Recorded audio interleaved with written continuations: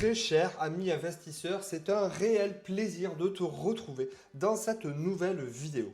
Alors oui, je sais, tu adores quand je te propose des immersions dans des centres de self-stockage pour te représenter ce à quoi ça ressemble, quels sont les éléments à connaître, la façon de travailler, de construire un centre. C'est exactement ce que je vais te proposer dans cette vidéo. C'est une véritable immersion dans un des derniers centres de self-stockage que j'ai réalisé avec mon ami et associé Cédric Padilla, l'expert du self-stockage en France. Donc dans cette vidéo, on va parler implantation de box, on va parler accessibilité, on va parler automatisation, sécurité, incendie, mezzanine, etc. Vraiment, on va essayer de rentrer dans les moindres détails pour que tu puisses te représenter, si tu arrives sur cette chaîne et tu ne connais pas forcément le self-stockage, que tu puisses te représenter ce à quoi ressemblera ton futur centre de self-stockage. D'ailleurs, si tu veux te lancer dans ce business de niche très rentable, il existe deux manières pour cela. La première des façons, si tu souhaites justement discuter de ton projet, il y a un lien Calendly dans la description. C'est pour réaliser un appel téléphonique avec moi-même. On va parler de ton projet, voir éventuellement comment je peux t'aider à faire avancer, en tout cas à passer à l'action. Deuxième méthode, c'est donc je commercialise une formation qui va te permettre d'ouvrir ton centre de manière complètement autonome. Elle contient tous les chapitres indispensables pour l'ouverture d'un centre, mais également les partenaires avec qui tu vas pouvoir travailler. Des accords commerciaux également, donc tu bénéficieras de remises commerciales en prenant la formation et en travaillant justement avec tous ces partenaires-là.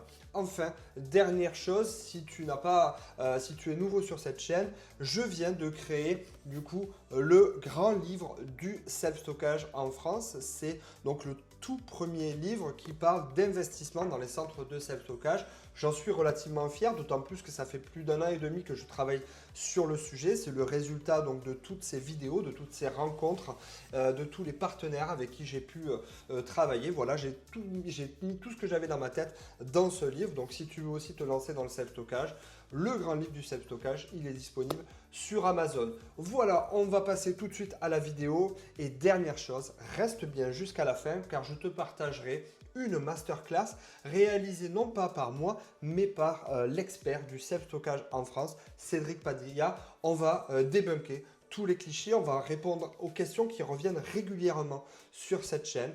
Voilà, je ne t'en dis pas plus, je te laisse découvrir la vidéo. On démarre tout de suite par l'immersion.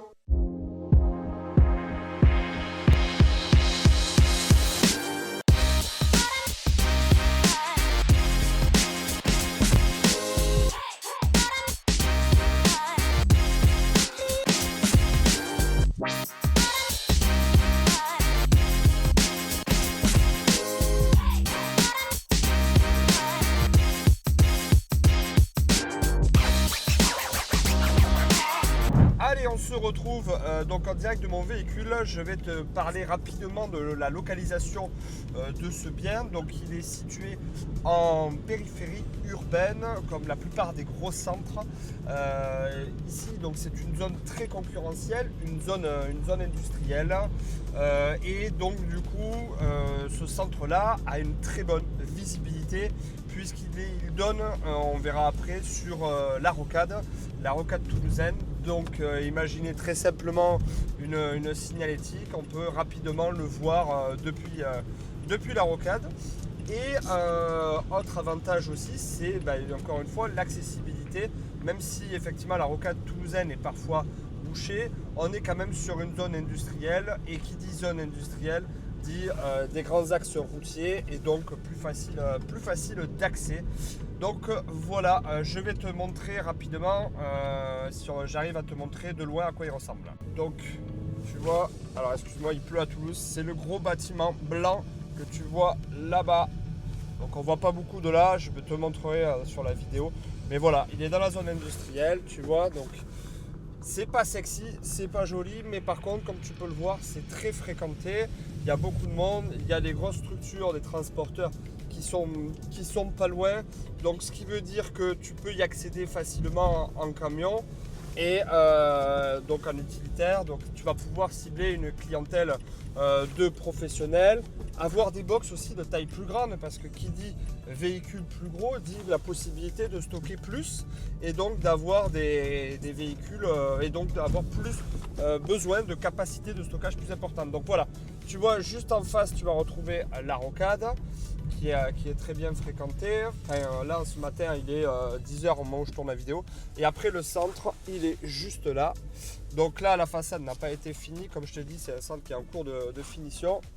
On va klaxonner à Cédric. Donc l'avantage en fait ici c'est que tu vas avoir la possibilité d'ouvrir le portail à distance. Donc ça depuis le téléphone. Donc le centre est entièrement automatisé. Tu arrives, tu vois, tu vas retrouver le parking juste là. Tu vas retrouver donc le parking juste là. Le centre est sous caméra de vidéosurveillance, comme tu peux le voir là-bas. Et après, dès que le portail va pouvoir s'ouvrir, on va pouvoir accéder au parking comme si on était visiteur. Donc voilà, Cédric vient de me voir.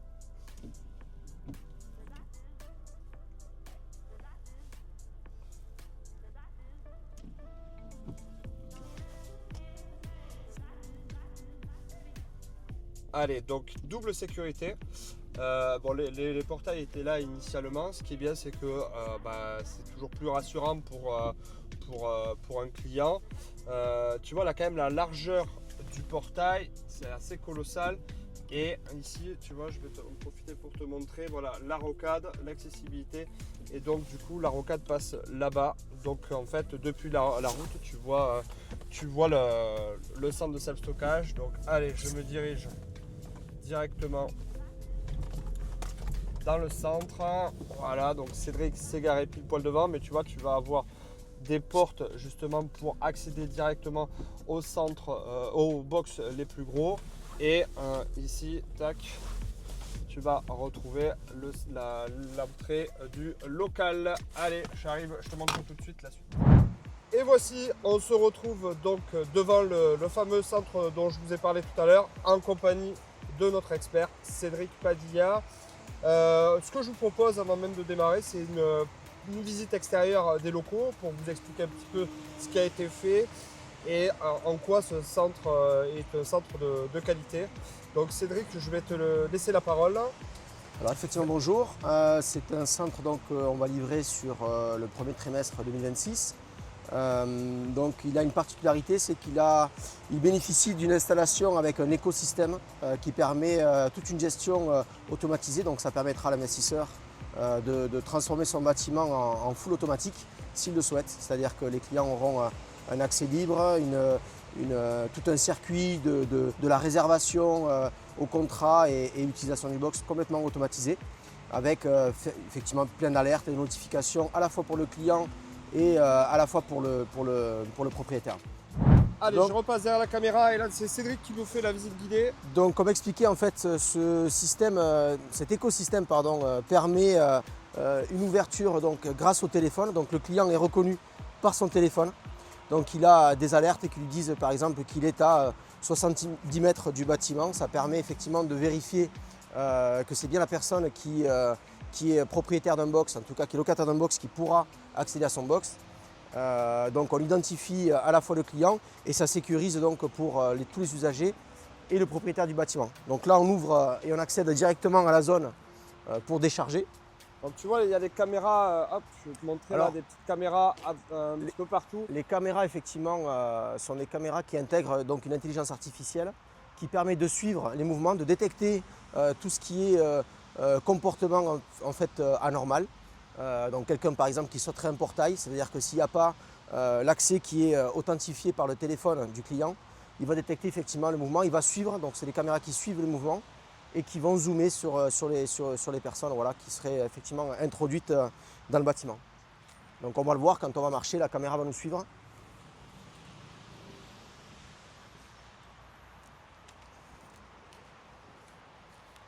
Donc c'est des caméras qui fonctionnent également en nocturne. Donc là, elles s'identifient tout simplement, est en train d'effectuer une rotation.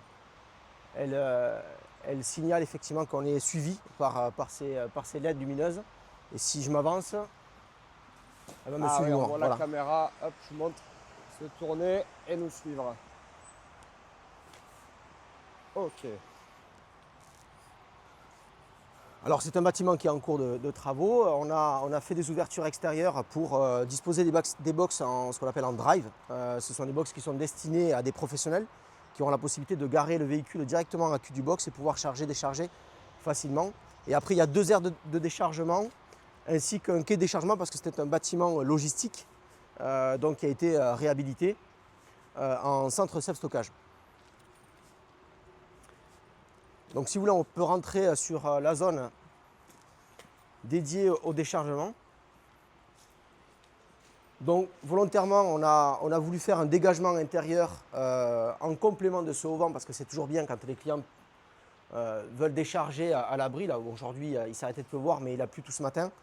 Donc c'est un avantage de qualité pour les clients qui veulent décharger du matériel et éviter de s'exposer aux intempéries. Et cette La zone de porte déchargement, là s'ouvre automatiquement, non? oui, elle nous a détecté, donc vu qu'elle a détecté le téléphone, elle a ouvert la porte, elle sait que, bon, moi j'ai accès sur les box donc, du rez-de-chaussée, donc elle va ouvrir effectivement cette porte. Donc l'avantage c'est qu'à partir du moment où vous êtes identifié, l'écosystème va vous donner accès aux zones dont vous êtes autorisé. Et surtout, il y a une intégration d'un peu plus de 90 Google Home qui sont donc dissimulés dans les soffites, c'est-à-dire ces faux plafonds, et qui permettent également, si quelqu'un venait à être détecté, parce que tout le système d'éclairage est également couplé à l'écosystème de contrôle d'accès, ce qui fait que chaque luminaire a un dispositif particulier, il a une détection donc, en hyperfréquence, donc il va détecter les mouvements et les présences des personnes, et si toutefois je suis identifié en tant que locataire d'un box, par exemple au rez-de-chaussée, et que je me promène dans le bâtiment, je vais avoir un signal qui va être diffusé par les Google Home qui vont dire que je n'ai rien à faire dans cette zone-là, ou alors que peut-être que je suis passé derrière un client qui a ouvert avant moi, auquel cas il faut que je m'identifie. Voilà. Donc c'est tout un système qui permet vraiment, vous voyez, on le voit en marche, les luminaires nous détectent donc à l'avance. L'avantage c'est que chaque luminaire étant indépendant, bon, ils communiquent entre eux, mais ils sont indépendants dans le sens où ils vont détecter un mouvement. Et voilà, donc là, à partir du moment où on parle et on s'avance, mais chaque luminaire a une temporisation individuelle. Ça va économiser au niveau de la consommation électrique, bien sûr, mais ça va apporter un confort pour le client qui, par exemple, sera en train de charger, décharger ou qui cherche également quelque chose dans son box. Il bénéficiera d'un éclairage de sa zone, donc constant. Voilà. Ce qui fait que ça évitera à quelqu'un de sortir et de faire coucou à un radar, puisque c'est l'installation classique que les gens font. Donc nous, on a choisi ce produit avec donc cette détection par luminaire et donc cette autonomie, cette communication entre elles aussi qui permet d'avoir un éclairage. Vous voyez là, l'éclairage est en train de diminuer et là, il s'est accentué à nouveau. En fait, si on ne bouge pas pendant un certain temps, l'éclairage s'abaisse pour laisser un flux lumineux sans être dans une consommation, même si ce sont des LED et que ça ne consomme pas grand-chose. Donc voilà, donc là ça a détecté qu'il y a des personnes dans la zone et ça va automatiquement créer un éclairage assez puissant, mais qui va s'estomper si on ne bouge plus au bout d'un certain temps, ça va s'affaisser. Et est-ce que tu peux nous présenter un box de stockage pour voir un petit peu comment c'est constitué et la particularité du matériel que tu installes toi? Habituellement dans les centres de self-stockage, si tu veux, qui ont plusieurs niveaux comme celui-ci. Donc là, ici, on a 3 niveaux. Il faut savoir que le bâtiment, à l'origine, n'avait qu'un seul niveau. C'était un bâtiment logistique. Donc, ils avaient donc, ce qu'on appelle des racks de rayonnage où ils mettaient sur palette donc, du matériel. Donc, on a enlevé tout ce rayonnage et on a constitué 2 niveaux de mezzanine, ce qui fait qu'en termes de rentabilité, au lieu d'avoir, là, on peut voir effectivement la structure de la mezzanine. Il faut savoir que les structures qu'on installe sont des structures totalement sur mesure. Donc, contrairement à ce qui peut exister sur le marché avec des mezzanines standards, nous, on fabrique sur le bureau d'études des mezzanines sur mesure, ce qui permet de mettre un calpinage de poteaux en fonction de l'implantation des box et d'éviter d'avoir trop de poteaux dans les box et tout ce qui s'ensuit. Donc ça a l'avantage de pouvoir aussi, dans un deuxième temps, lorsque le centre est rempli, les box en rez-de-chaussée, volontairement, on fait des box plus grands, puisqu'on s'adresse souvent à des professionnels. Donc vous allez voir surtout des portes qui sont doubles, donc pour faciliter un accès avec une palette par exemple. Les couloirs sont de 1,50 m. Donc tu vois, ce sont des portes doubles. Alors ça, c'est un système de cylindre. En fait, le client met directement un cylindre, il n'y a pas de cadenas sur ce système-là. Et donc, comme je disais, ça a l'avantage de pouvoir, dans un deuxième temps, proposer ce qu'on appelle un remodeling. C'est-à-dire qu'on va en gros prendre la surface existante de box, qui sont des grands box, et on va pouvoir enlever en façade, par exemple, des panneaux de façade ainsi que des portes. Comme ces éléments en fait sont vissés entre eux, on va pouvoir simplement les dévisser et faire deux box au lieu d'un seul avec une cloison intermédiaire qu'on peut rajouter. Donc, ce qui fait que dans la vie d'un centre et de ce qu'on appelle dans son remplissage, on peut effectivement remodéliser les box pour répondre à une demande peut-être sur des box plus petits et surtout plus rentables, puisque plus le box est petit et plus le prix au mètre carré est élevé. Donc, si tu veux, sur cette configuration, on a effectivement un rez-de-chaussée des box plus grands. On a ce qu'on appelle les box drive. Et là, on a des box donc, de taille entre 7 mètres carrés et 12 mètres carrés au rez-de-chaussée. On a quelques box de 1 mètre carré et des lockers, donc qui sont des consignes. On va les voir après. Il faut savoir que sur cette configuration-là, on a voulu créer des zones dédiées aux pros. Et on fait en sorte d'avoir une zone drive, donc les accès directs.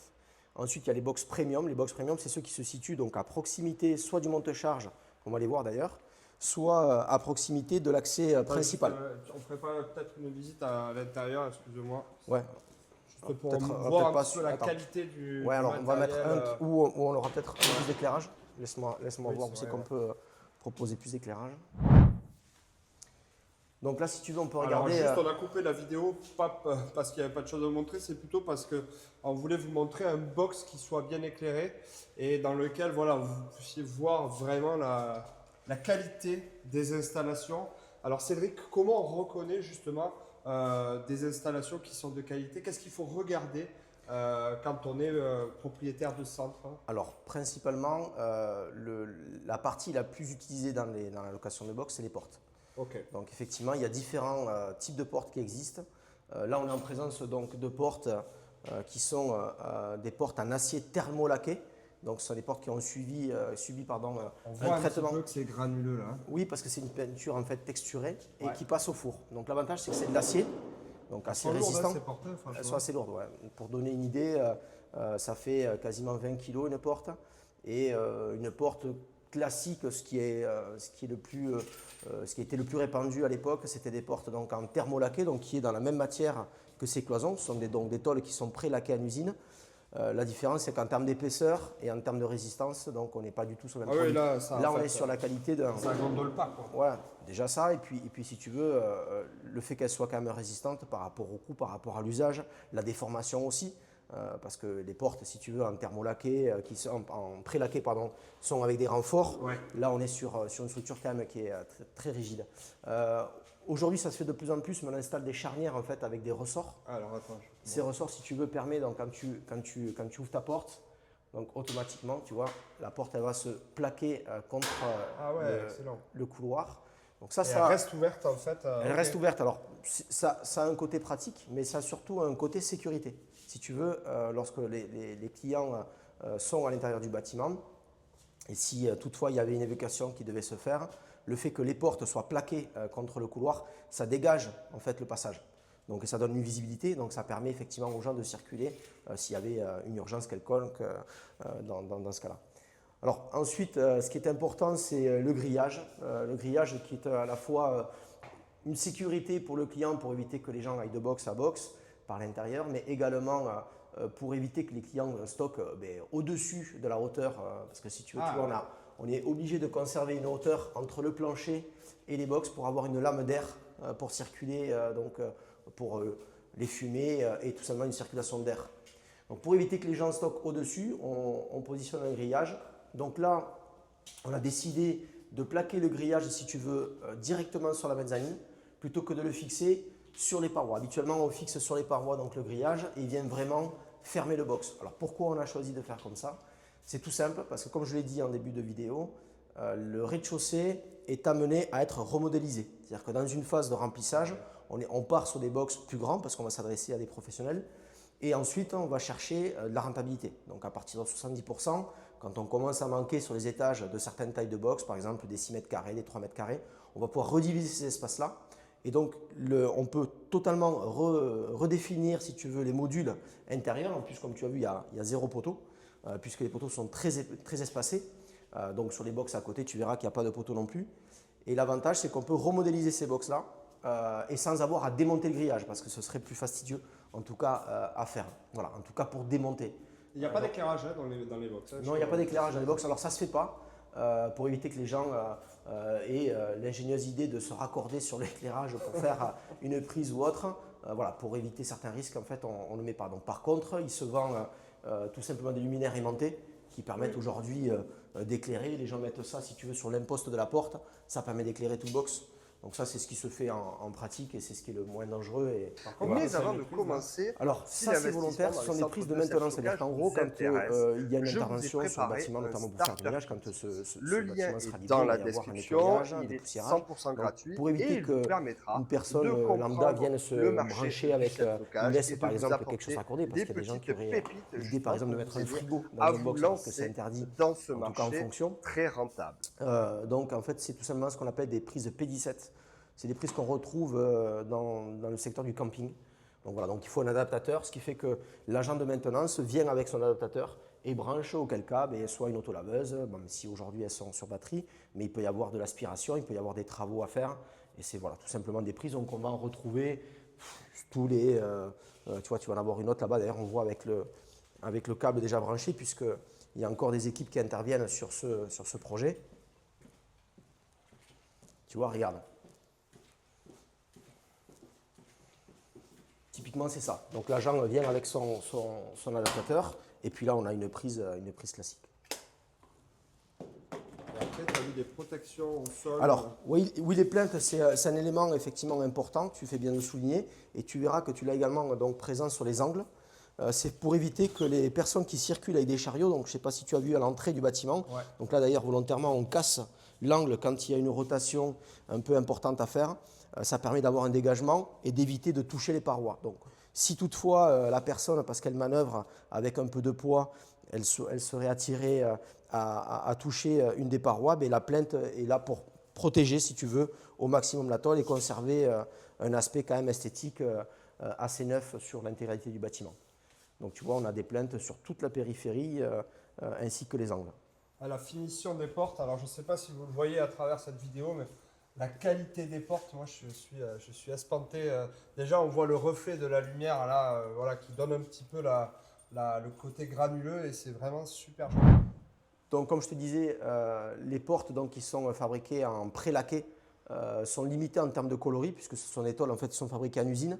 Alors que comme on part nous sur de la tôle acier brut, qui sont donc pliées, sont soudées, et ensuite elles passent dans un bain donc au four, donc peinture, et donc ce qu'on appelle du thermolaqué. Donc c'est une peinture en fait en poudre qui après un passage en four si tu veux vient se diffuser sur toute la porte et se durcir. Donc ça fait aussi une protection. Mais l'avantage de ce concept de fabrication, c'est qu'on bénéficie donc des références RAL, ce qu'on appelle les références RAL. Donc on peut vraiment faire tout type de couleur.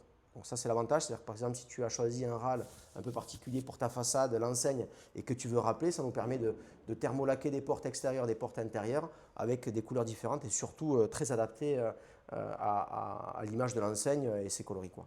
Alors, je montrerai dans la vidéo, Cédric avait fait un centre avec des portes rouges. Voilà, c'était les mêmes types de portes, sauf qu'on avait adapté finalement la couleur. Tiens, je regarde, en même temps, il y a le cylindre dont tu parlais tout à l'heure. Oui, là, c'est parce que les ouvriers ont dû laisser du matériel à l'intérieur. Donc ça, voilà. c'est effectivement ce cylindre. Donc l'avantage de ce système, qui est très pratique, parce que bon, aujourd'hui, on voit beaucoup de gens qui veulent mettre des serrures électroniques, c'est très pratique aussi. Mais l'avantage de celui-ci, c'est que ça permet au manager du centre, si toutefois il y a, ça peut arriver des incidents de paiement pour des clients, pour éviter que le client vienne derrière quelqu'un qui ouvrirait, on l'a vu, les portes d'entrée et accéderait à son box, en fait avec une clé d'overlock, c'est-à-dire qu'en fait on a une clé qui n'est pas un pass, qui est tout simplement une clé qui permet de tourner le cylindre et auquel cas le client ne peut plus ouvrir, et donc on met un petit message de s'adresser à la direction. Voilà. Donc là l'avantage de cet écosystème, c'est que le client a un accès donc à son compte, et il peut régler directement son box Sans passer, sans passer par à la l'accueil. caisse, Voilà, quoi. exactement. l'accueil. Donc ça permet effectivement de régulariser une situation pour avoir de nouveau accès à son box. Donc voilà, le client a choisi ce système-là, 2 cylindres, et aussi parce que c'est plus sécurisé. Si tu veux un cadenas, les clients ont tendance à dire, des fois on voit des cadenas de casier, donc Oui, c'est oui. quelque chose avec clair.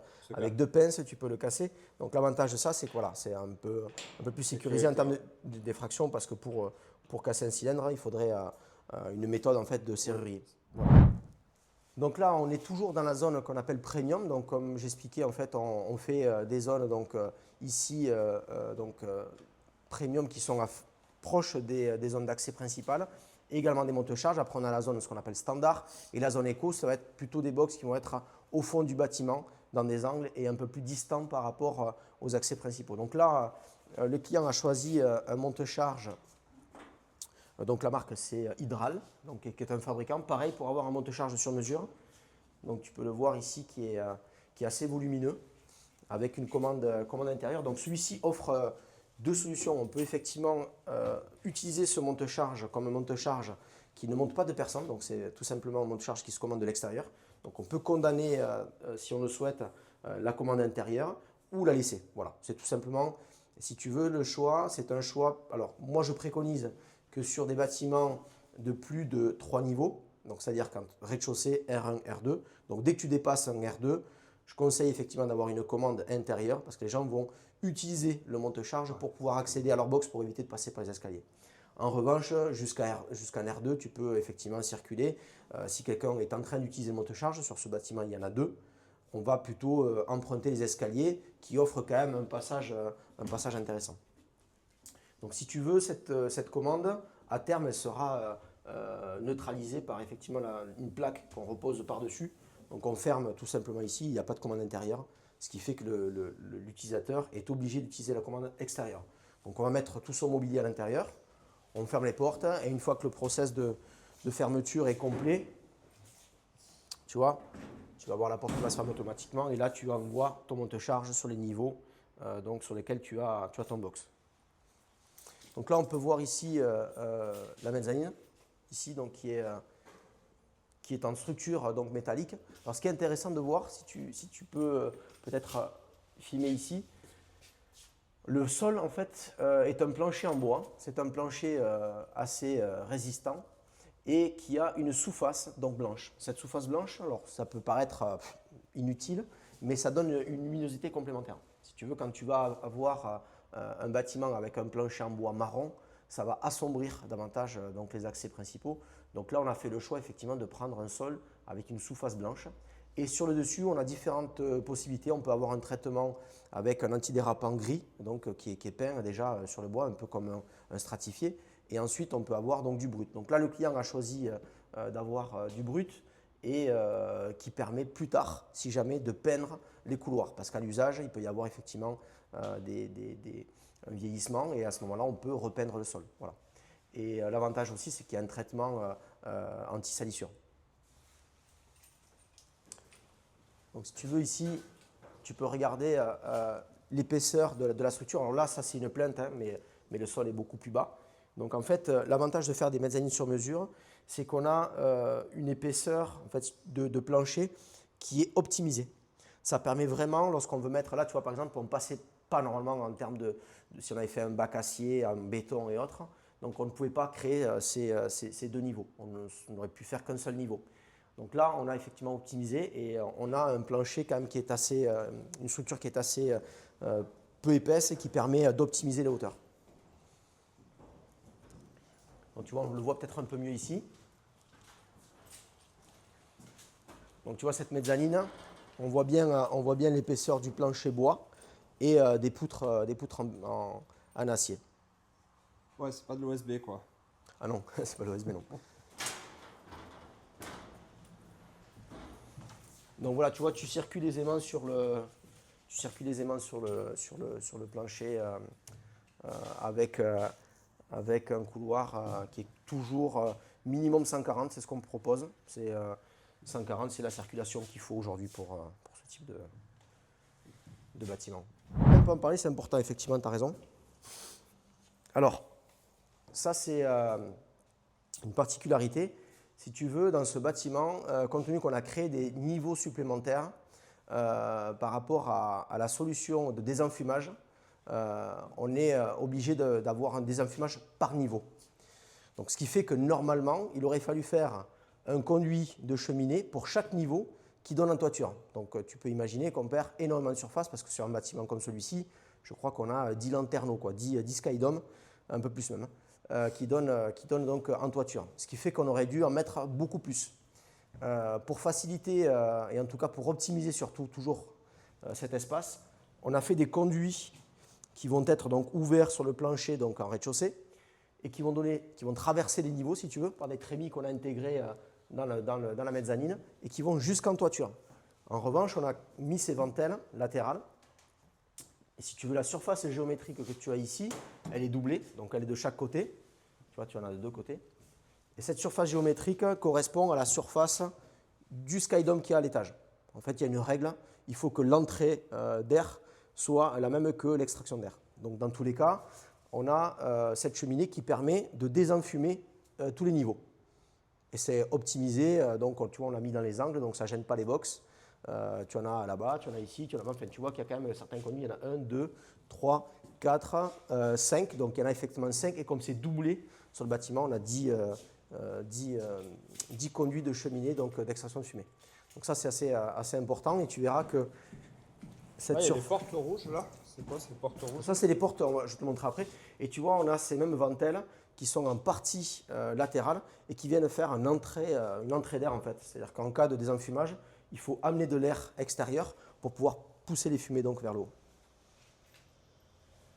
Et donc ces portes, donc, ce sont des portes qui sont reliées au système qu'on appelle le SSI, le système de sécurité incendie. Donc si tu veux, ce sont des portes de cantonnement. Alors là, tu vois, donc c'est encore en cours de pause. Si tu veux, tu as une distance relativement importante dans ce bâtiment. Et à partir d'une certaine distance, on doit faire ce qu'on appelle une cloison de cantonnement. C'est-à-dire qu'en fait, on va séparer le bâtiment en deux par une cloison coupe-feu. Donc tu vois, il y a les poutres qui ont été floquées, il y a une paroi donc, qui est en placo, mais c'est un placo coupe-feu, donc on appelle BA18, donc en 18 mm. Et on a ces portes qui viennent donc reliées par le système de sécurité incendie lors d'un déclenchement d'alarme. Tu vas avoir ces portes en fait qui vont se fermer automatiquement. Donc là en fait ils sont en train de fixer effectivement ces ventouses. Tu vois, regarde, si tu fais ça, je ne sais pas si c'est relié, mais ouais, tu vois, ça y est. Donc en fait là c'est pour le décondamner, mais ça se fait automatiquement. C'est-à-dire que là la porte va être reliée, il n'est pas installé là, mais va être reliée à un ferme-porte automatique, ce qui fait qu'il va y avoir une porte qui va se fermer avant l'autre et qui va effectivement fermer le bâtiment en deux. Donc ce sont des portes coupe-feu. Donc elles sont en rouge volontairement pour les identifier. Tu vois, donc comme je te disais, cette cloison, elle est complètement donc, hermétique au feu. Donc coupe-feu 2 heures. Donc ça, c'est le fameux flocage dont tu parlais tout à l'heure en fait. Oui, en fait, tout simplement, c'est un flocage. Alors là, normalement, ça va être également habillé pour éviter que les gens viennent y toucher et le faire tomber. Donc ça va être habillé pour pouvoir laisser, puis on mettra des cornières d'angle également pour pas qu'il y ait de coups là-dessus. Ça c'est quoi? Tu as une ouverture là? Ça c'est pareil, c'est une grille d'influence, c'est pour faire entrer de l'air tout simplement dans le conduit. Okay. Donc voilà, on utilise ces grilles en plus du système, tu vois, regarde, tu l'as en communication verticale, donc avec l'étage du dessus. Allez, est-ce que tu peux nous montrer les lockers? Oui, on peut aller voir ça en bas. Donc là, on va voir donc, ce qu'on appelle des lockers. Ce sont des box format consigne, on va dire. Donc habituellement, ce sont des box de 1 mètre carré. En fait, on met un plancher. Donc on va te le montrer ici. Tu vois, on a installé une ossature métallique avec un petit plancher en bois donc, qui traverse tous les box et on a monté des box par-dessus. Ce qui fait que tu as une cellule de stockage de 1 mètre cube. L'avantage de cette cellule de stockage de 1 mètre cube, si tu veux, c'est que ça s'adresse à des petits, je dirais des étudiants ou bien des auto-entrepreneurs qui ont une activité de commerce en ligne, tu vois, donc qui font un peu de transformation, stockage de colis avant expédition et préparation. Donc ça, c'est destiné, effectivement, il y a pas mal de demandes en centre-ville, mais il y a aussi beaucoup de demandes dans les zones périphériques. Donc on pourrait penser que c'est plutôt des box destinés à un usage particulier en centre-ville, mais pas du tout. C'est vraiment, là on est dans une zone plutôt industrielle, même logistique. C'est un bâtiment logistique ici, mais on a quand même une proximité avec le centre-ville. Donc là, ici, dans cette zone, comme tu peux le voir, l'équivalent de 2 lockers pourrait être donc un box donc de 1 mètre carré que tu as ici, quoi. Donc on a créé cette petite zone où tu vois, si tu fais le tour, tu verras effectivement plusieurs lockers derrière toi, sur les côtés. Et voilà. Donc c'est une zone dédiée vraiment pour de la location de petits espaces de stockage. Et on est en rez-de-chaussée. Donc ça, c'est l'avantage. On a un accès juste à côté. Donc en fait, on a créé 2 zones qu'on appelle premium. L'avantage du premium, d'avoir cette stratégie de zoning, en fait, on appelle ça du zoning. On va créer donc une zone premium, une zone standard et une zone éco. Ça permet d'avoir une diversité de prix en fonction de l'usage du client, parce que tu as des clients qui vont entrer dans le box, stocker du matériel et venir peut-être 6 mois après, et d'autres qui vont avoir une utilisation un peu plus dense, donc qui vont venir régulièrement, quotidiennement, voire plusieurs fois dans la journée. Donc c'est à ces clients-là qu'il faut proposer des solutions plus pratiques, et forcément le prix est plus élevé sur ce type de box-là. Ok, maintenant je vous propose qu'on se retrouve toujours avec Cédric dans son bureau. Donc on va prendre la voiture et on se retrouve tout de suite après dans le bureau de Cédric. J'espère que cette petite immersion t'a plu dans notre dernier projet de self-stockage qui va être finalisé là courant en 2026. En fait, maintenant je te propose un petit cadeau. C'est une masterclass unique, 100% gratuite, qui va être délivrée par Cédric Padilla, notre expert, où on va justement débunker tous les clichés du self-stockage et t'expliquer justement en quoi ce projet, ce type d'investissement de niche peut être intéressant, mais il y a des codes, il y a des règles à respecter qui vont pouvoir te permettre derrière d'aller chercher le maximum de rentabilité. Donc c'est une masterclass qui va durer presque une petite heure, répartie en plusieurs questions. On va parler automatisation, on va parler aménagement, on va parler sécurité incendie, on va parler taille de box. En fait, on va parler de toutes les questions que l'on me pose régulièrement sur ma chaîne. Donc reste bien jusqu'au bout. On parlera également de Storage Lab et en quoi justement notre association peut être bénéfique pour ton projet. Donc je te dis à tout de suite derrière la caméra pour parler justement des différentes questions à Cédric. Mais avant de commencer, si l'investissement dans les centres de self-stockage vous intéresse, je vous ai préparé un starter kit. Le lien est dans la description, il est 100% gratuit et il vous permettra de comprendre le marché du self-stockage et de vous apporter des petites pépites justement pour vous aider à vous lancer dans ce marché très rentable. Allez, nous voici dans le bureau de Cédric Padilla et du coup, je voudrais te proposer, Cédric, est-ce que tu accepterais de participer à un jeu de questions-réponses? Évidemment. Le but du jeu, ça serait de casser en fait tous les clichés du self-stockage et dire 100% de la vérité et ce qu'il en est de ce métier. Alors, juste à côté de toi, en fait, on retrouve un petit peu le matériel qu'on peut utiliser dans les centres de self-stockage, mais en fait, on n'a jamais répondu véritablement à une question qui me paraît essentielle et fondamentale. C'est quoi vraiment le self-stockage? À qui ça s'adresse aujourd'hui? Est-ce que c'est un marché encore porteur en France, puisque il y a quand même de la concurrence, et particulier ou contre les professionnels, VS professionnels? Est-ce que c'est un mythe ou une réalité? On aimerait avoir ton retour d'expert. Alors, le self-stockage, je pense qu'il faut surtout parler du self-stockage en France, parce que le self-stockage est différent dans les pays anglo-saxons, aux États-Unis et dans d'autres pays d'Europe. En France, c'est assez particulier puisqu'on est né un petit peu dans le sillage, on va dire, du garde-meuble. Donc c'est surtout la mobilité des gens qui ont amené un flux de clients, donc c'est-à-dire les gens qui déménageaient. On peut le voir sur des chiffres d'il y a encore 10 ans ou jusqu'à encore avant Covid. C'était la mobilité qui était prédominante dans les centres de stockage. Donc on est né dans le sillage du garde-meuble. Donc on ne s'est pas forcément posé plus de questions que ça. Et vu que les bâtiments se remplissaient, que c'était quand même assez facile, les gens se sont assis un petit peu confortablement sur un flux de clients. Voilà. Depuis le Covid, la donne a quand même pas mal changé. Des entreprises ont besoin de maîtriser leurs coûts de fonctionnement logistique, stockage, que ce soit un petit artisan comme une entreprise un peu plus grande. Et si tu veux, le self-stockage, si je devais dire en fait ce que c'est, je serais tenté de dire que c'est un service de proximité. Je me souviens qu'en 2003, quand j'ai commencé dans le self-stockage, on cherchait surtout des emplacements de première ligne, c'est-à-dire avec une forte visibilité, rocade, axe principal, proche d'un rond-point ou d'une zone en tout cas très visible, parce que le taux de notoriété était assez faible et les gens ne connaissaient pas.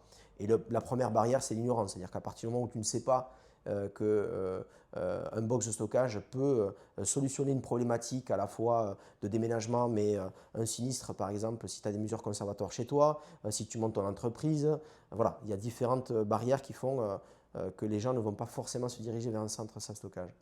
Tout ça pour dire que aujourd'hui, quand je cherche des emplacements pour des clients, des investisseurs privés ou des fonds d'investissement, on priorise surtout la proximité et l'accessibilité. C'est-à-dire qu'en gros, on va chercher comme c'est un service de proximité, on va chercher à toucher à une zone de chalandise dans laquelle on va avoir un panel de clients profil particulier et profil professionnel.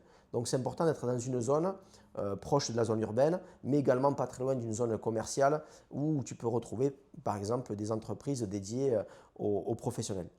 Ça c'est important. Et ensuite l'accessibilité. L'accessibilité, c'est à la fois l'accessibilité dans la zone, c'est-à-dire une zone qui n'est pas non plus densifiée par du trafic, mais qui aussi est dégagée pour pouvoir accueillir à la fois des véhicules professionnels et particuliers, comme aussi du transport lourd, quoi.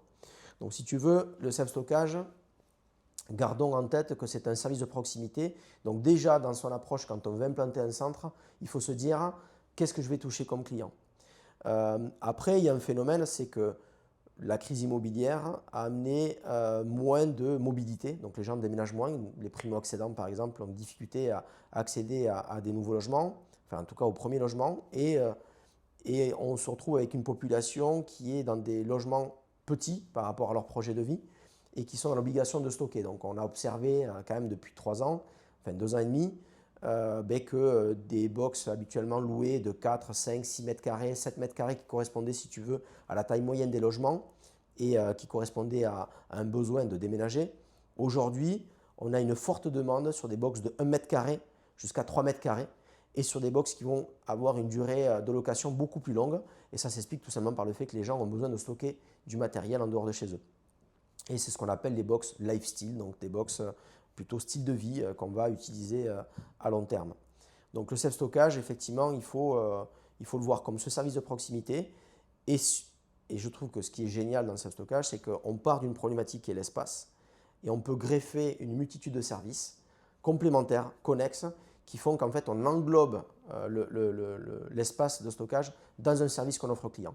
Donc on sait très bien que le service, c'est ce que les gens ont besoin. Et donc, je te donne l'exemple, quand tu veux créer une entreprise, une auto-entreprise, je ne sais pas moi, demain tu veux vendre un produit sur Internet, ben, tu vas pouvoir trouver dans un centre self-stockage une solution de domiciliation. Donc, on va domicilier ton activité principale, où tu vas recevoir ton courrier, tes colis, tes retours de marchandises. Tu vas pouvoir louer un box pour pouvoir, si tu veux, stocker ton matériel et avoir une taille de box différente en fonction de l'évolution de ton activité. Donc tu peux partir sur une location de quelques jours sur un box de mètre carré, basculer sur un box de 5 ou 6 mètres carrés ou au contraire réduire à la taille dont tu as besoin. Donc voilà, si ça répond un petit peu à ta question. Alors, l'erreur qui revient souvent, l'erreur numéro un, c'est l'implantation. Le problème, c'est que l'implantation, on ne sait pas vraiment ce que c'est déjà. Et quand on commence dans le self-stockage, du coup, comment on peut répondre à cette problématique d'implantation? Est-ce qu'il y a des partenaires avec qui on peut travailler? Est-ce que tu as des conseils? Pourquoi on parle de temps en temps d'études d'implantation? En quoi c'est intéressant d'en faire une? Qu'est-ce qu'une zone de chalandise? Puisqu'après, on va dans l'étude d'implantation, on va analyser cette fameuse zone. Voilà, j'aimerais avoir ton retour sur cette question-là. Alors l'implantation, on l'a dit un petit peu tout à l'heure, c'est important effectivement. C'est un service de proximité, donc il vaut mieux s'implanter dans une zone où il y a un potentiel besoin, d'accord, et une demande, une certaine demande. Quand on s'implante proche d'un centre self-stockage existant, l'avantage que l'on a, c'est que ce centre a déjà travaillé un petit peu cette zone de chalandise. C'est un métier qui est encore peu connu. On a moins de 40%, enfin à peu près 40% des gens qui savent ce que c'est qu'un box de self-stockage, ce qui limite quand même un petit peu le marché, mais ce qui aussi donne des perspectives d'évolution, c'est-à-dire que si le marché devait gagner 10% de notoriété, il exploserait et on n'aurait peut-être pas suffisamment de centres en France. Donc c'est assez rassurant quand on est investisseur, effectivement, quand cette barrière va se lever.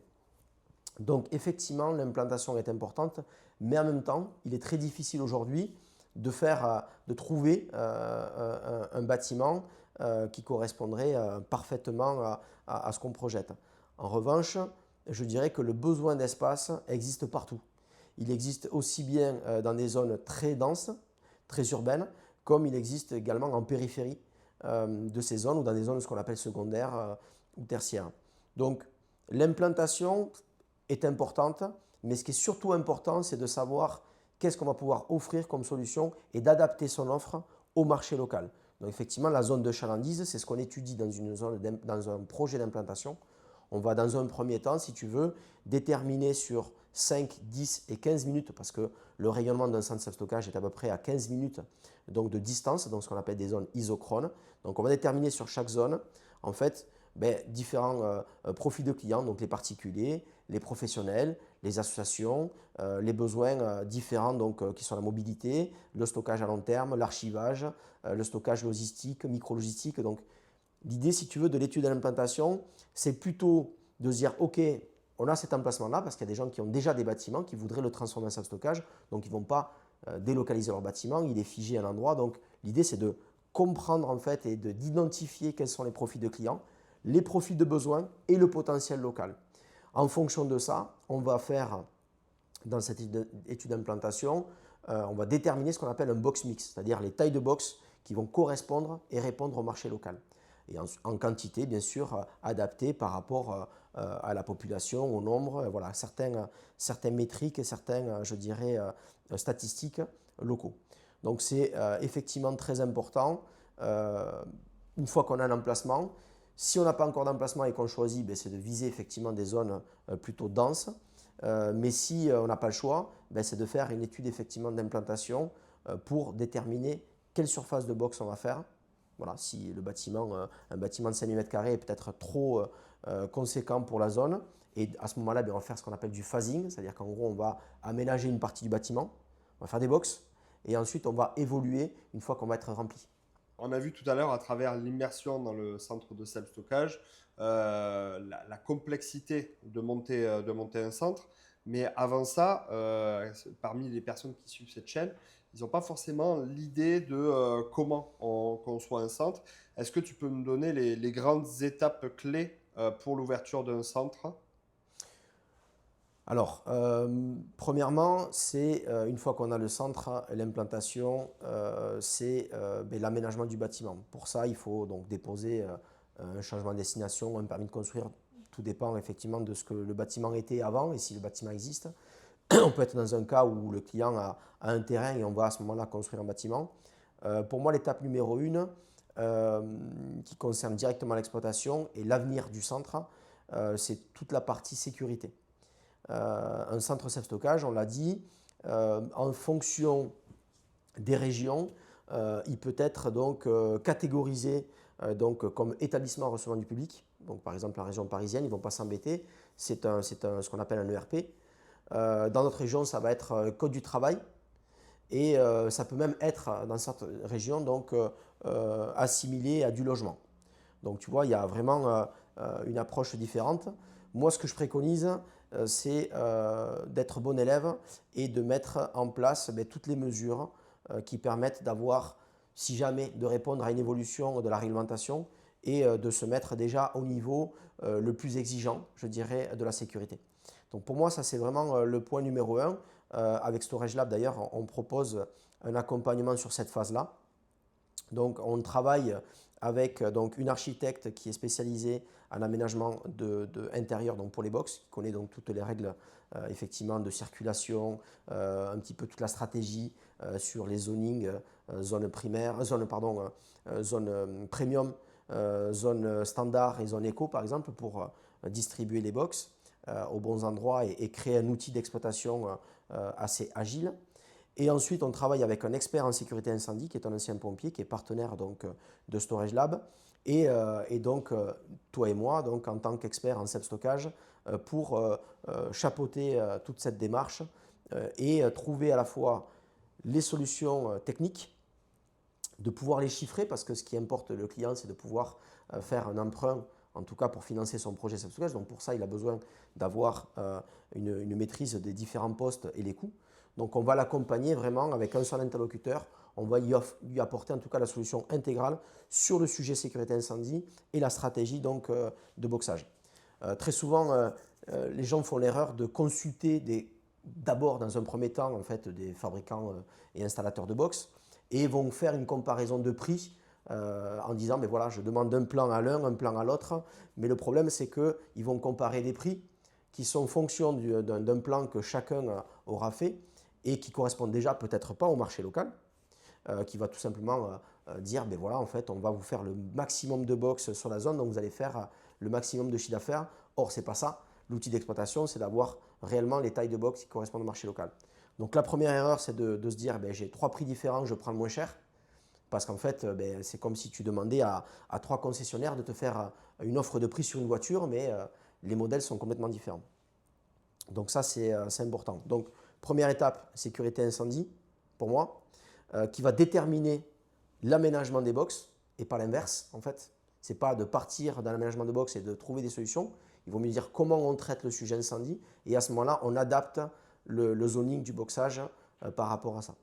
Ensuite, l'étape suivante, ben, c'est tout simplement de faire appel à différents je dirais, fournisseurs à la fois sur les équipements connexes. Il y a le contrôle d'accès, les vidéosurveillances, le monte-charge. Enfin, il y a différents éléments qui viennent connexes au box donc pour permettre l'exploitation d'un centre de stockage. Là aussi, Storage Lab propose un seul interlocuteur puisque nous avons à l'interne également un conducteur de travaux qui est habitué et qui va gérer différentes équipes. On peut déployer les mêmes équipes pour faire à la fois les box, tout ce qui est la partie électricité, sécurité, contrôle d'accès, vidéosurveillance. Donc on est en mesure, si tu veux, d'offrir un clé en main avec une offre mieux disante puisqu'en termes de coordination, on permet une meilleure exécution. Un seul interlocuteur et tout ça donc toujours accompagné de la sécurité incendie, en tout cas des experts, et après de l'aspect technique, architecture, pour pouvoir effectuer des modifications si besoin.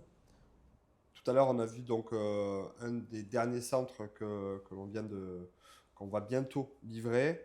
Il y avait beaucoup de box sur ce centre-là, mais est-ce que un investisseur peut démarrer avec 10 box, 20 box, 100 box? En fait, quelle est la taille critique pour démarrer dans une activité de self-stockage? Alors, je dirais qu'il n'y a pas forcément de taille critique à partir du moment où tu fais le bon choix d'exploitation. C'est-à-dire que tu vas avoir, tu ne peux pas par exemple imaginer un centre de moins de 2500 m² de box avec 2 personnes, donc des charges salariales, des frais de fonctionnement et d'avoir une super rentabilité. Tu vas avoir bien sûr une meilleure rentabilité qu'un bâtiment industriel loué, mais tu vas avoir une implication, tu vas avoir du marketing, tu vas avoir de la gestion, tu vas avoir des coûts et effectivement, tu peux avoir un seuil. Mais si tu choisis un modèle de gestion automatisée, donc tu vas avoir une super rentabilité parce que en fait, tu vas louer de l'espace, tu vas faciliter le process sur le canal du circuit client de l'acquisition à l'utilisation du box. Tu vas avoir une automatisation qui va faire que tes coûts et tes charges seront diminués. Donc pour moi, il n'y a pas de taille critique. J'ai vu, et tu es d'ailleurs le mieux placé pour avoir commencé avec des projets d'une vingtaine de box. Ça t'a été rentable, ça t'a permis de faire d'autres projets un peu plus conséquents et d'imaginer aujourd'hui une modélisation satellisée de plusieurs petits centres avec un pilotage donc commun via un service qu'on est en train de mettre en place de conciergerie de box. Donc voilà, donc en fonction de ton mode d'exploitation, il n'y a pas forcément de taille critique, quoi. Tu peux commencer avec 10 box et finir avec 500 box, vendre tes petits bâtiments et en construire un plus gros. Donc voilà, il n'y a pas de taille critique. En revanche, ce qui est important, c'est de dimensionner ton bâtiment, en tout cas ton offre, en fonction du marché local. Donc ça ne sert à rien, par exemple, de faire 500 box dans une localité où il n'y a pas suffisamment de marché, quoi. Et l'inverse aussi, si tu te contentes de faire 10 box alors que tu as un marché potentiel et que tu as la possibilité en plus de faire plus de box, il ne faut pas se limiter. Donc c'est pour ça qu'on revient à l'étude d'implantation. Il est important d'avoir une vision claire du marché existant et du marché potentiel de ta zone. Voilà. Ok.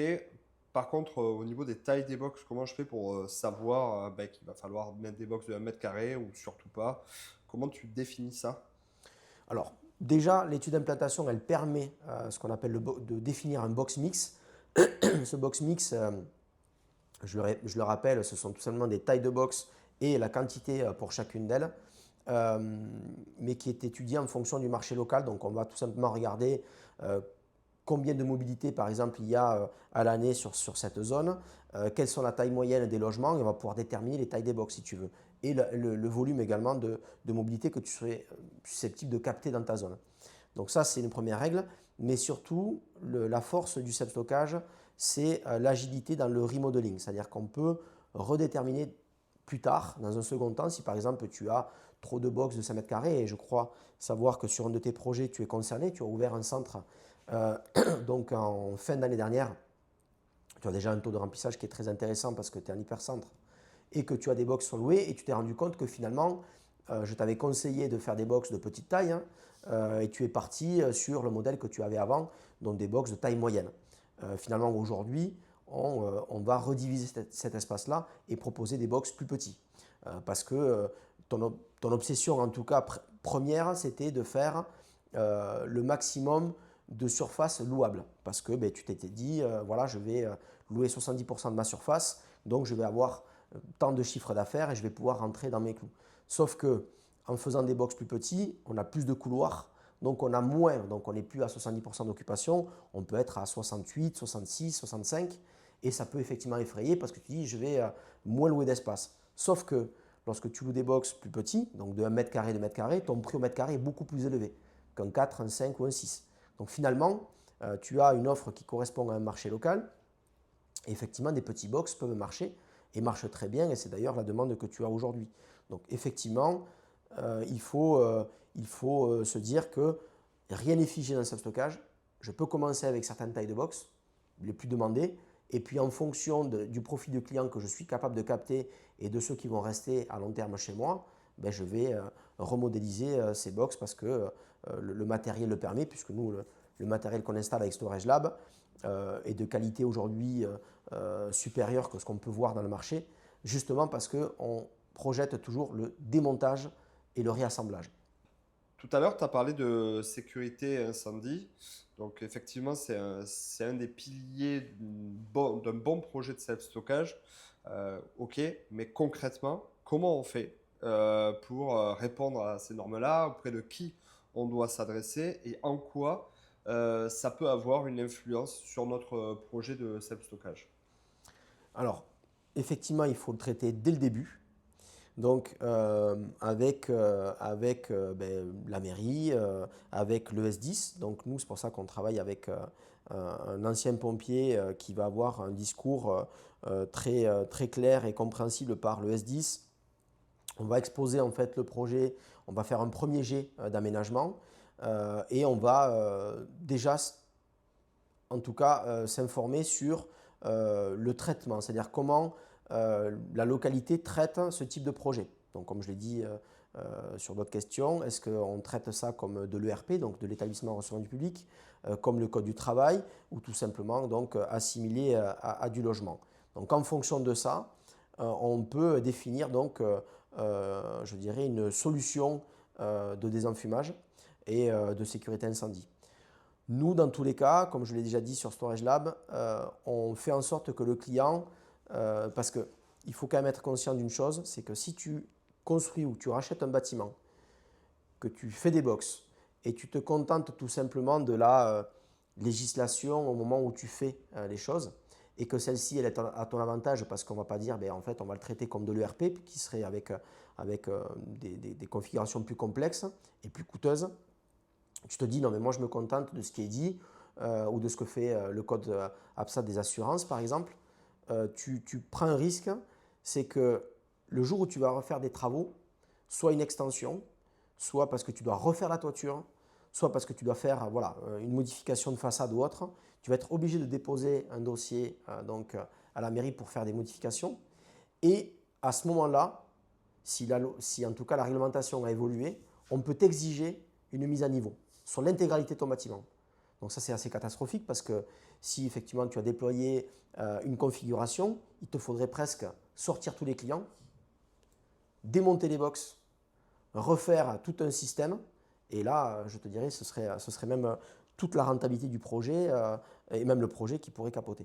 Donc ça, c'est très important. La sécurité incendie, donc nous, dès le départ, on a une approche quand même assez sécurisée et de mettre en place une solution technique qu'on fait prévalider au S10, donc aux pompiers, qui ensuite donc, va être annexée au dépôt de permis, ce qui fait que ça n'a pas de valeur juridique à ce moment-là, parce que dans tous les cas, le dossier n'a pas été instruit. Mais avant même qu'il soit instruit, tu as déjà une prévalidation du S10. Ce qui fait que les personnes de l'urbanisme, par exemple, vont voir le dossier comme un dossier bon élève, parce qu'on a déjà fait en amont ce qu'on va nous demander normalement après.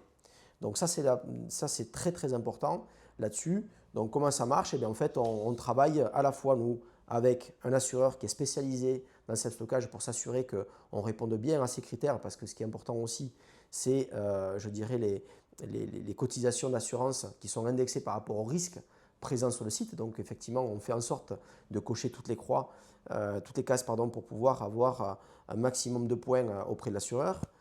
Ensuite, avec les pompiers, grâce à notre expert incendie et notre architecte qui va modéliser la configuration optimale pour pouvoir avoir ce mix entre la bonne solution technique et le bon zoning de box, quoi.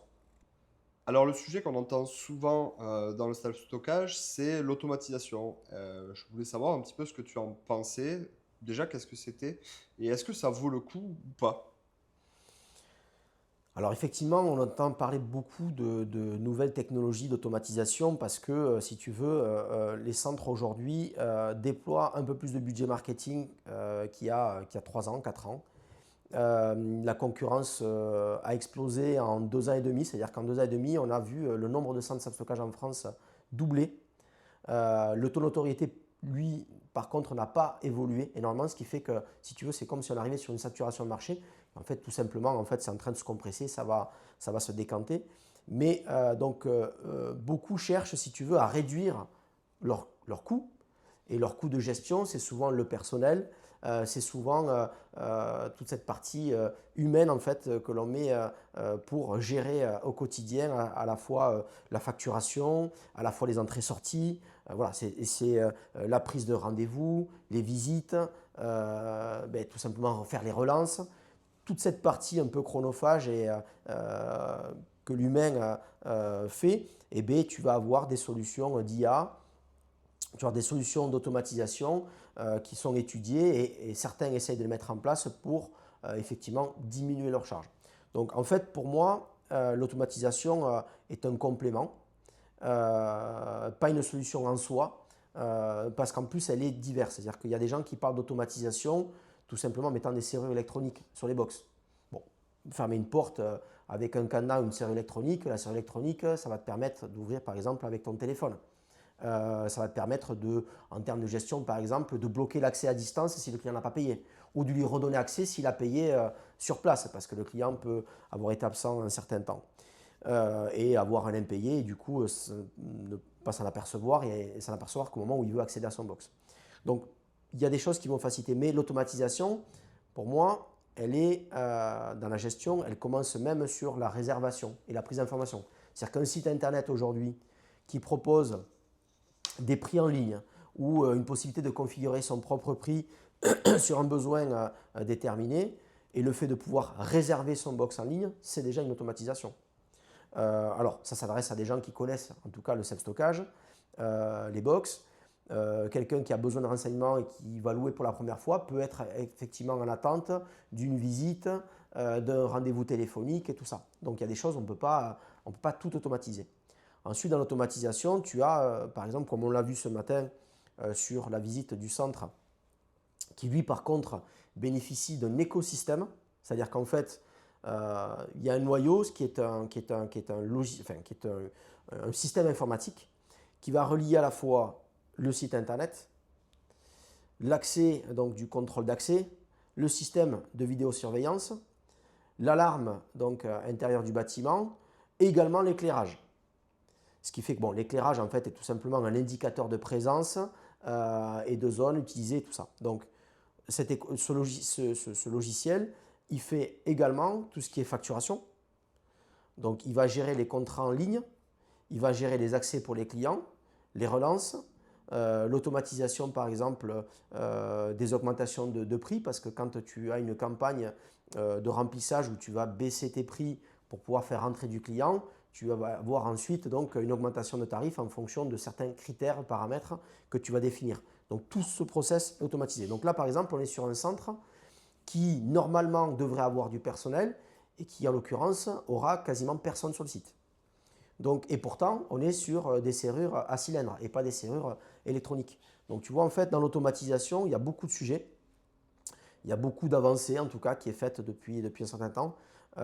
Mais ce qui est important, c'est de ne pas non plus mettre un surcoût parce que des serrures électroniques, par exemple, c'est un budget. Mais pour moi, c'est utile en fonction de la taille du bâtiment. Et dans notre projet, en l'occurrence celui qu'on a vu ce matin, le client a fait une évaluation et par rapport à l'écosystème dont il dispose, il n'a pas besoin de serrure électronique. Tu vois. Voilà, donc l'automatisation, elle est diverse et elle est utile à ton modèle d'exploitation. Allez Cédric, dernière question suite donc à cette visite. Je décide de me lancer dans le self-stockage. En quoi Storage Lab peut nous aider? Alors, l'avantage de Storage Lab, c'est qu'en fait, c'est la convergence de toutes les expériences que j'ai eues moi en tant que gérant de centre self-stockage et ensuite consultant et maintenant expert. Et la convergence aussi des compétences, on l'a dit tout à l'heure, d'un expert en sécurité incendie, d'une architecte dédiée, de toi qui fait des formations et qui est exploitant. L'avantage, c'est que chez Storage Lab, on renferme à la fois une expertise, je dirais, métier, donc pratiquée, donc opérateur, et une expertise technique et marché. Donc tout ça réuni fait que en fait, on propose d'être un interlocuteur unique pour appréhender tout type de projet, que ce soit un projet de 10 box comme de 1000 box, avec une approche professionnelle dès le départ où on va donc donner des conseils, on va mettre en place des solutions, on va offrir le choix aux clients de prendre comme dans des tiroirs en fait différentes prestations de services. On peut aussi bien le mettre en relation comme gérer en intégralité le projet avec un seul interlocuteur et qu'il ait la garantie, si tu veux, de faire bien les choses aujourd'hui, mais surtout préparer l'avenir du métier de self-stockage, aussi bien sur la partie technique de son bâtiment que sur son modèle d'exploitation. En fonction du profil d'investisseur, tu as des gens qui vont avoir le temps de s'investir, d'autres qui ne l'auront pas. Certains auront la volonté d'embaucher du personnel, d'autres non, ou de faire eux-mêmes, en fait, d'exploiter eux-mêmes en tout cas le centre. Donc Storage Lab, je dirais que c'est l'interlocuteur unique pour se garantir d'avoir un centre self-stockage qui réponde à la fois à la réglementation et à la fois à l'avenir du métier qui est en pleine mutation, comme on l'a déjà vu sur d'autres vidéos. Voilà, j'espère que cette vidéo vous a plu. On se retrouve semaine prochaine pour une nouvelle vidéo. Si ce n'est pas déjà fait, n'hésitez pas à vous abonner et on se retrouve la semaine prochaine. Salut!